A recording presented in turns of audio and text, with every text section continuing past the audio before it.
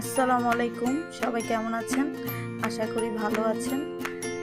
আজকে দেখাবো আপনাদের বিফ বিরিয়ানি রান্না আমার স্টাইলে। প্রথমে দিয়ে দিব পেঁয়াজ কুচি, তারপর আদা বাটা, রসুন বাটা দিয়ে নেড়ে চেড়ে নিব।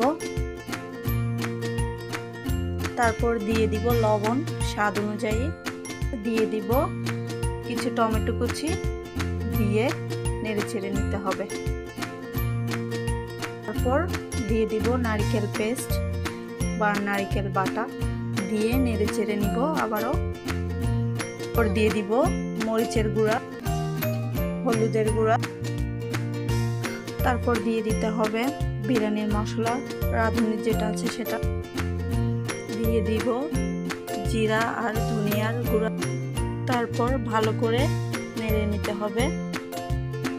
প্রথমে অর্ধেক দিয়েছিলাম রাঁধুনি বিরিয়ানি মশলা, এখন বাকি অর্ধেক দিয়ে দিলাম। দিয়ে দিব ফ্রিজে রাখা টক দই। টক দইটা ভালোভাবে মিশিয়ে নেব নেড়ে চেড়ে। দিয়ে দিব অল্প পরিমাণে পানি, চুলার আঁচ মিডিয়ামে রাখবো।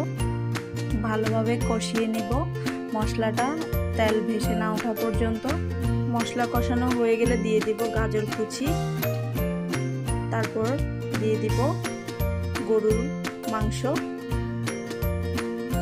দিয়ে দিব পোলাও চাল দিয়ে নেড়ে নিব।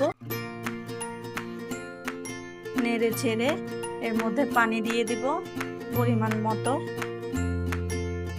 40 মিনিট চুলায় রাখবো। এই তো হয়ে গেল আমাদের বিরিয়ানি, বিফ বিরিয়ানি আমার স্টাইলে।